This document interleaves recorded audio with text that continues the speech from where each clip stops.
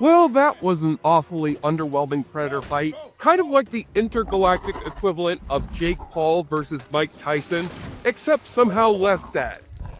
Recently, director Dan Trachtenberg has been on a creative role when it comes to the Predator franchise, who in addition to giving Hulu the acclaimed prequel Prey and animated anthology Killer of Killers, gave us last year the critically and financially successful theatrical sequel, Predator Badlands, a film which was so well made and enjoyable that not only did audiences completely ignore its lack of an R rating, but also completely forgot how much they hated the previous installment of this franchise way back in 2018, right before Disney would buy up Fox.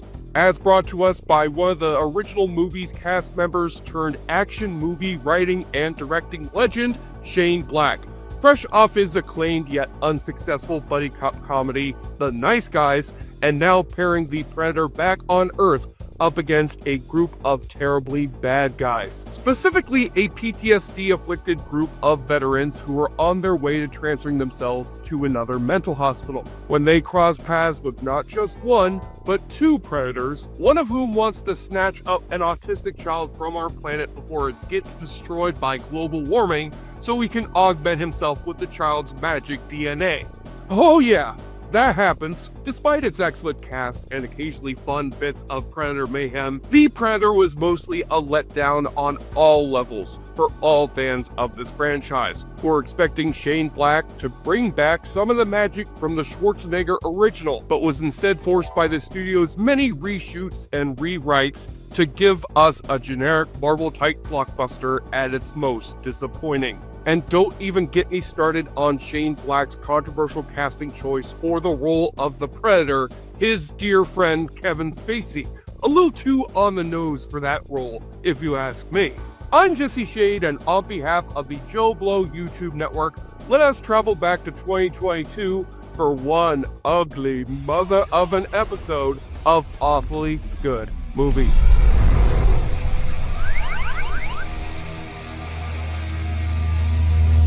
And it gets even worse, people. Originally, this ending was set to have none other than Dutch Schaefer be inside this Predator killer suit. And in the originally shot version, it was supposed to be a stunt woman whose identity would be revealed to be that of either Ellen Ripley or the grown-up Newt from Aliens, thus opening the door for a third Alien vs. Predator movie. As if the Alien franchise hadn't already gone down the shitter itself 1 year before the Predator franchise did. Thank God they put a stop on these plans for a Predator cinematic universe while they still could. Although my fingers are crossed that Hulu will start filming soon on She-Predator, Hunter at Law.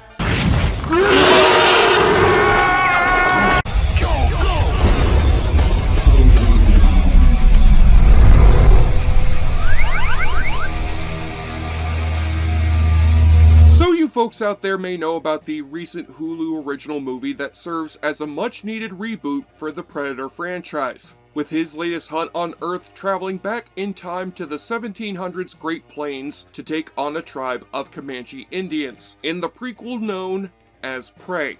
And with the film opening with Hulu's biggest debut for a TV show or movie, and the original Predator cast members praising it alongside critics and audiences, perhaps going to streaming will provide far more fertile hunting grounds for the Predator series than the theatrically released sequel which nearly skinned the franchise alive back in 2018, The Predator. While the Robert Rodriguez-produced Predators was a decent hit critically and financially, 20th Century Fox decided that the series needed to start over in a big way for the franchise's fourth installment, by bringing on a writer and director who had some prior experience with these ugly motherfuckers, Shane Black, who in the same year as playing the wisecracking Rick Hawkins in the original Predator, saw his script for a little movie called Lethal Weapon get turned into a mega hit, with Black quitting acting to become one of the highest paid screenwriters of the next decade. And after making a comeback in the 2000s by directing Robert Downey Jr. in the acclaimed neo-noir comedy Kiss Kiss Bang Bang,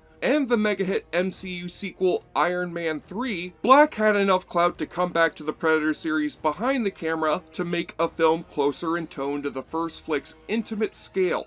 But after the film's disastrous publicity in the wake of studio-mandated reshoots and a convicted sex offender having to be cut out of the film, more on that later, The Predator ended up having plenty of time to bleed after opening to weak box office and terrible reviews, and Shane Black's career met the same fate as Rick Hawkins did at the hands of The Predator. So as a fan of this franchise myself who has enjoyed the underrated sequels and recent prequel, I shall finally take a look at this fourth entry, which nearly revoked the Predator's hunting license. And yes, Arnold said no to making a cameo in this movie, despite Shane Black's personal request. It's all bullshit!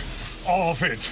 No deal. Because he would instead reprise the role of Dutch for the far better PS4 Predator game, mostly in the form of bonus recordings that sound like Arnold recorded them on an iPhone while taking a shit. It's hard to believe that I'm still here recording this. Stop it! And if you folks subscribe to our channel right now, you will get to see a sneak peek of the upcoming Predator game that brings back both Arnold and Jesse Ventura for an erotic first-person VR adventure. Fuck me, I'm here! Fuck me! Come on! Do it now! One sexual tyrannosaurus around here. Oh my god. It's the Cornalingus move! If it bleeds, we can kill it. But if it inebriates, then we can drink it to ensure you stick around for another round of the awfully good drinking game. Take a shot or drink every time you find one or both of this film's Predators floating around in space, as we open on two Predator ships chasing each other through wormholes. It's a butthole. And one of the ships crashing down to Earth while the Predator grabs his plot MacGuffin device. Where should this ship crash but in a forest in Mexico, where he interrupts a hostage rescue mission being conducted by the lead hero of our story, an army sniper named Quinn McKenna, played by Boyd Holbrook of Logan and Netflix's Sandman series, and soon set to appear in the next Indiana Jones movie, which I do hope Disney crosses over with the Predator series. Ain't nobody gonna believe this one. McKenna gets to examining the crashed spacecraft to find the alien's abandoned faceplate and the cyber wrist gauntlet that McKenna dons on his own arm, which contains the Predator's seemingly endless methods of weaponry, which our hero will need to face off against the invisibility cloaked Predator himself. Oh yeah, the Predators love to bathe their faces in the warm blood of their recently killed victims. It helps soothe their murderous rage. But now we've got a secret government group tracking down the recently arrived alien by the name of Project Stargazer, led by Agent Will Traeger, played by Sterling K. Brown. Gentlemen, remember, they're large, they're fast, and fucking you up's their idea of tourism. Who is also tracking down the soldier who came into contact with the Predator, who's off swiping free booze using the Predator's invisibility powers, before McKenna has the bartender mail off both the faceplate and the gauntlet over to America, while he tucks the cloaking device up his butthole. Or he just drinks it down with whiskey instead. That works as well. McKenna sends off the alien technology over to the Georgia home of McKenna's estranged ex-wife, Emily, played by Yvonne Strahovski, and their mildly autistic young son, Rory, played by the breakout child star of Room, Jacob Tremblay. EJ, you hungry? I'm hungry for an ass burger. It's a nice, big, juicy ass burger. Oh, yeah.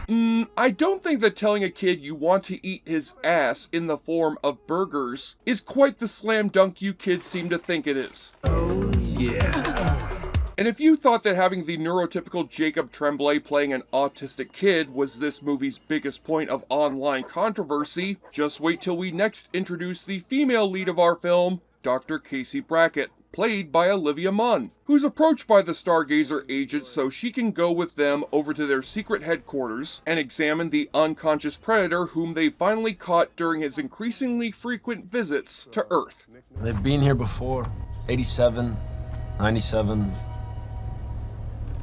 Dr. Brackett, would you like to meet a Predator? Unfortunately, this movie did have Olivia Munn getting to meet a real-life kind of Predator. Because originally she was supposed to be introduced in this movie, walking her dog while fending off the creepy advances of a nearby jogger.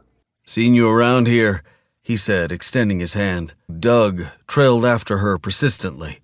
"You mean, like, how a man changes when he meets an attractive woman? Maybe his presumed charms were not working on her, What? but which was taken out of the movie itself a month before release after Munn discovered the role was played by Shane Black's longtime friend, Stephen Wilder, who you folks may remember from his best-known role as recently jailed sex offender for soliciting a 14-year-old girl online. And after Munn complained of getting frozen out by the studio and Shane Black for her complaints, Black apologized to Munn and the public for his incredibly unfortunate casting decision. And this would thankfully be the only time that 20th Century Fox accidentally had Olivia Munn work on a movie with a known sex offender.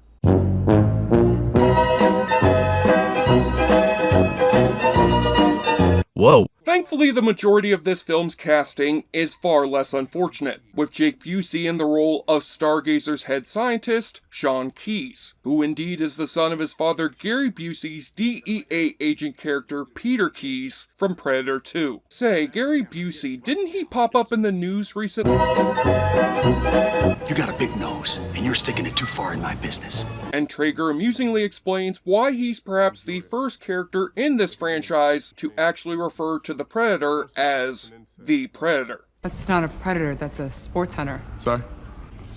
More like a bass fisherman. Well, we took a vote. Predator's cooler, right? I voted that we name it Fred. We know, Fred. That's why you were outvoted. Now shut the fuck up and get back to work. Okay.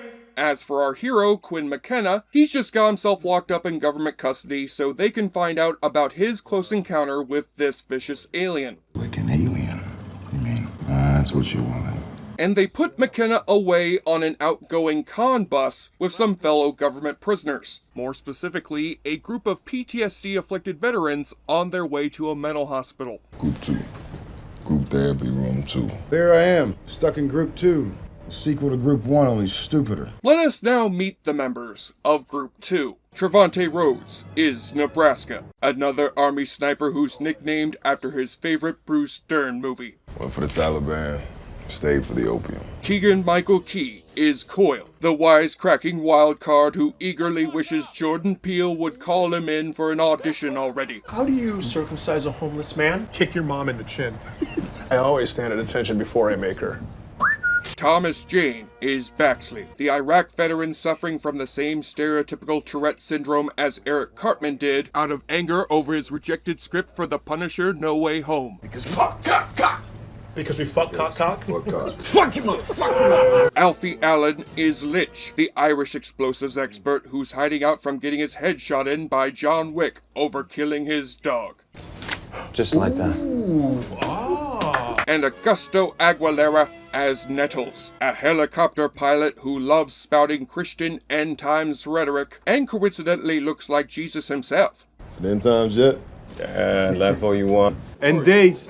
End days. Nettles, if you don't stop with this Bible shit, I'm gonna set you on fire. Now that we've met the A-Team meets the 1989 Michael Keaton comedy The Dream Team, we head back to the science lab where Dr. Brackett asks to speak with the imprisoned soldier who faced off with this predator, who himself has just awoken from his sleep and quickly gets to unleashing some thankfully bloody slaughter. No, you fools! You've just killed Dr. Ellen Bullet Sponge, just when she was days away from finally perfecting her vaccine against bullets. The bus of veterans arrives at the lab to find the Predator's chaos unfolding, and McKenna talks his fellow army men into taking over the bus by having Coyle and Baxley stage themselves a fight. If your mom's vagina were a video game, it'd be rated E for everyone. Oh, snap. Okay, I see how it is. This freakout isn't over the joke about his mom's pussy. Thomas Jane just got a text from his agent confirming he landed the lead role in Money Plane 2. This time, the plane will be made of actual money. Money plane. They're soon joined by Dr. Brackett, who just had herself a naked close encounter with the Predator in the shower after the Predator had himself an easier time killing Jake Busey than he had with having to kill his dad twice. Unfortunately, the Nintendo Super Scope she's taken from the lab turns out to be a simple dart gun. I got you, lady. Okay. Let's go. Hey, come on. Sorry. That's simply wonderful. And it's a perfect visual metaphor for what Olivia Munn's castmates did after the sex offender news had broke. It's a very lonely feeling to be, sitting here by myself when I should be here with the rest of the cast. Sorry. Obviously, Shane Black is leaning hard into his signature sense of humor here, now that the Predator is hunting in a part of the world far less exotic than a rainforest or Los Angeles. Everything okay back there? You fucking guys. This is because Black co-wrote the script with his Monster Squad co-writer, Brett Decker, 25 years after Decker quit Hollywood in the wake of RoboCop 3's failure. In fact, the Predator shares a Halloween setting in common with the Monster Squad, instead of Black's otherwise frequent use of the Christmas holiday, setting up a clever gag where McKenna arrives at his old home to find the alien technology he sent has ended up in his son's hands, who's using the faceplate and gauntlet as his Halloween costume to hide out from his ass-hungry bullies. What are you supposed to be? Leave me alone. Here's a treat, you little shit. That's right, you little pukes. Tremble before tremble! Though I like the idea of Shane Black revisiting 2 of the 3 movies that helped launch his career 30 years ago, with clever references to original Predator producer Lawrence Gordon and stunt coordinator Craig Baxley, on top of some not-so-clever references to the first film's quotable dialogue. You're one beautiful motherfucker. One ugly motherfucker. Get to the choppers! Get to the chopper! This is when the movie turns to loud CGI garbage, with the introduction of the second The Predator of the film, aka the Ultimate Predator. While that first Predator who wants to take his MacGuffin device back happens to be augmented with human DNA, the second Ultimate Predator who's been sent down to hunt this fugitive Predator has had his body juiced up with the DNA of a whole bunch of other species. And the same goes for his 2 Predator hounds who accompany him along on this hunt. We've gone from the cool-looking hellhounds from the last Predator movie to these Predator hounds that look like a cross between Ang Lee's Hulk dogs and the CGI from the first She-Hulk trailer, and though one of these dogs survives getting shot in the head by Nebraska and just walks off into the sunset, more on that later, the smaller fugitive Predator will certainly not survive his fight at the hands of the Ultimate Predator. Aw, damn it, this isn't the DLC for the new Mortal Kombat game, is it? For fuck's sake, I wasted a perfectly good fatality on this little pipsqueak! So Shane Black clearly wants these characters to evoke memories of Black and his macho castmates from the original Predator. And he does sometimes succeed in that goal with the movie's often funny dialogue. You know who Whoopi Goldberg is? It's like an alien Whoopi Goldberg. Okay. The solid cast here sells these guys veering from serious discussion about their PTSD struggles to having some fun at Olivia Munn's expense when she wakes up with them at a sleazy hotel. Sure, hey! Oh, I told you she'd grab it. $10, pay up. I told you she'd pull the trigger! Another perfect visual metaphor for how horny nerds used to watch Olivia Munn back in her G4 days. Unfortunately, the least interesting character among them is supposed to be their leader, as all the most interesting things about Quinn McKenna are told to us not by him, but rather his ex-wife. He's a security counter sniper. He supervised 23 close precision engagements across 5 continents, and he has 13 confirmed kills. And he is one of only 14 captains in the armed forces to ever receive a Distinguished Service Medal and the Silver Star. Everybody got that? Basically, your husband is the subject of an Amazon original series that stars either Chris Pratt, John Krasinski, or Jack Reacharound. Good to know. Not that I care. As for Jacob Tremblay as Quinn's estranged son, I would prefer that this part be played by a perfectly willing young actor who has autism themselves, but Tremblay does a good job here, especially in the emotional scenes alongside his father. But then Olivia Munn fucks it all up with one line of dialogue. You know, a lot of experts say that being on the spectrum isn't really a disorder. That's actually the next step in the evolutionary chain. Bitch, are you for real? You heard her right, folks. Autism is indeed the next step in the evolutionary chain, and everyone who's diagnosed with it has the potential to become a future X-Men. Look, the stereotype that having autism equals you being a super genius is stupid enough as it is, so I applaud this movie for somehow managing to make it even stupider. And hey, that predator dog who got shot in the head came back to serve as an animal pal to our heroes. What the fuck is he gonna do? What are we doing with it? We're gonna study it. What's to learn? Seb Williams sucks at shooting shit in the head. Because Nebraska's experience with surviving a bullet to his head clearly works the exact same way when applied to the brain of a giant alien dog beast.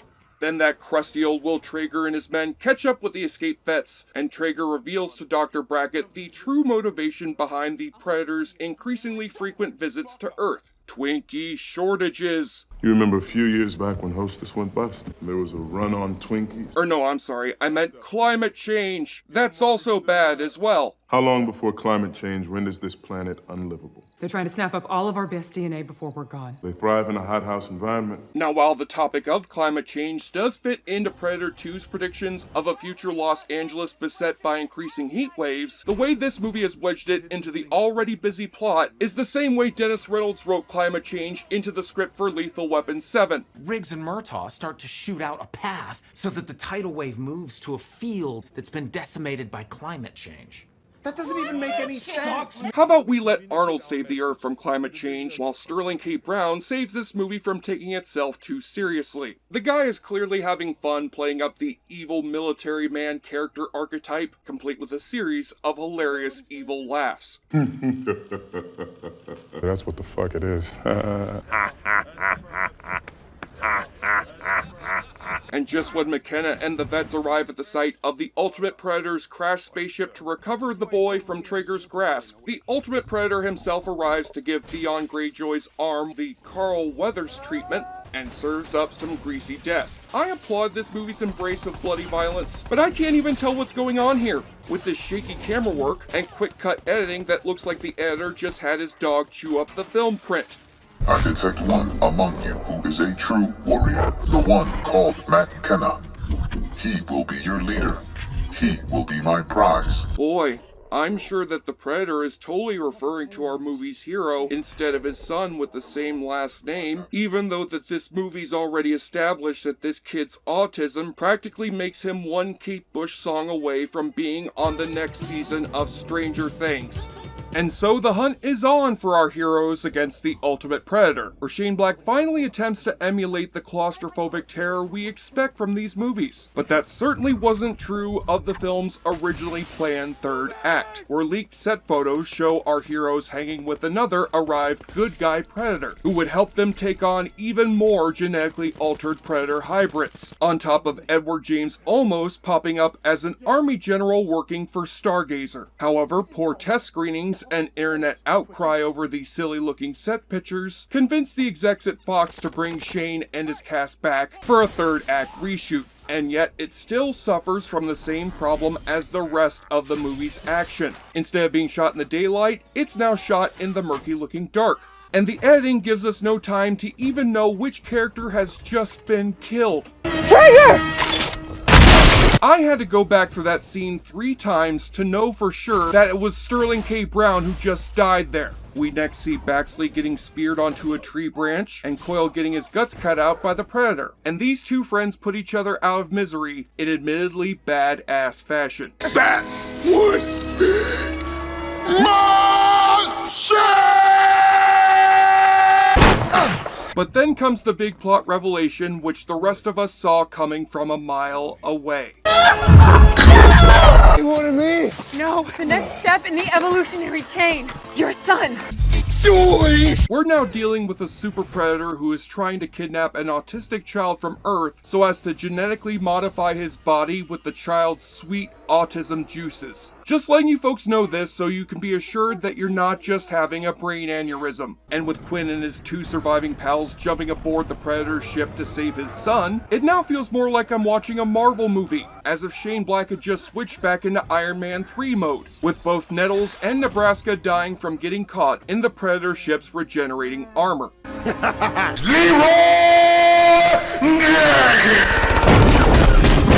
After one last video game looking fight between the Predator and both McKenna and Dr. Brackett, who by the way does know how to operate all this alien technology and heavy military weaponry despite being an evolutionary biologist, grow a dick, will ya? The Ultimate Predator is finally brought down for good. What are you? Well, I'm glad you asked. My friends usually like to call me Shut the Spanky. fuck up. Oh, damn it, you didn't really care about my well-being, you dick. Now that the Predator is dead and McKenna gets to properly mourn his dead military buddies, we cut sometime later to an epilogue that feels every bit like a last-minute reshoot. Quinn is now decked out in his military garb to come visit his son at a military lab where he's trying to help the scientists unlock the mysterious cargo on the fugitive Predator ship, a metallic device that latches onto some poor scientist's body and puts him inside the Predator killer suit, which the Predator wanted the humans to have so they could take on the rest of the super predators who are approaching towards Earth. What the hell is that? That's my new suit, Bubba. I hope they got it in 42 long. You gotta be fucking kidding. Yeah, I know that was a quote from the wrong 80s sci-fi movie, but you really gotta be kidding. That was the ending? They revealed an Iron Man suit they had this whole time right at the end to set up a sequel that's never going to fucking happen? And it gets even worse, people. Originally, this ending was set to have none other than Dutch Schaefer be inside this Predator killer suit. And in the originally shot version, it was supposed to be a stunt woman whose identity would be revealed to be that of either Ellen Ripley or the grown-up Newt from Aliens, thus opening the door for a third Alien vs. Predator movie. As if the Alien franchise hadn't already gone down the shitter itself 1 year before the Predator franchise did. Thank God they put a stop on these plans for a Predator cinematic universe while they still could. Although my fingers are crossed that Hulu will start filming soon on She-Predator, Hunter at Law. Though Shane Black hasn't gotten any jobs yet in the 4 years since the Predator's failure, the guy is still an incredible talent who needs to go back to the basics that made Kiss Kiss Bang Bang and The Nice Guys so good.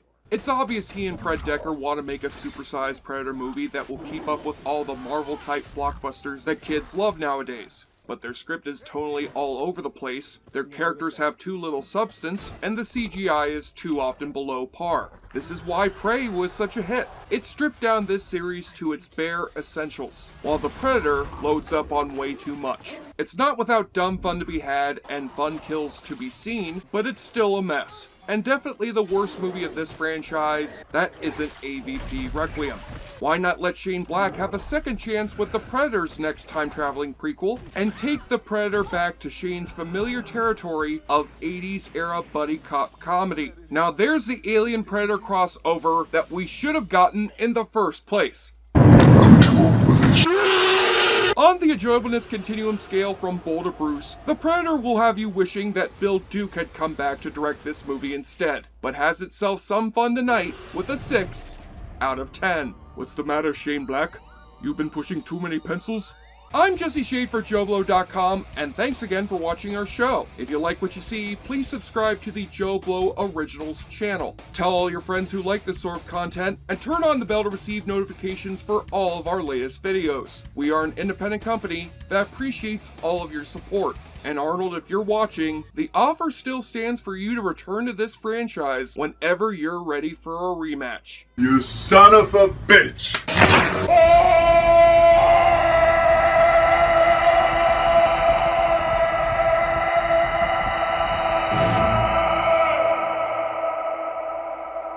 Thank you for clicking on our video, everybody. If you like what you saw here, please make sure you like the video and subscribe and share with your friends who like this sort of content. JoBlo was created by movie fans for movie fans, and we appreciate your support.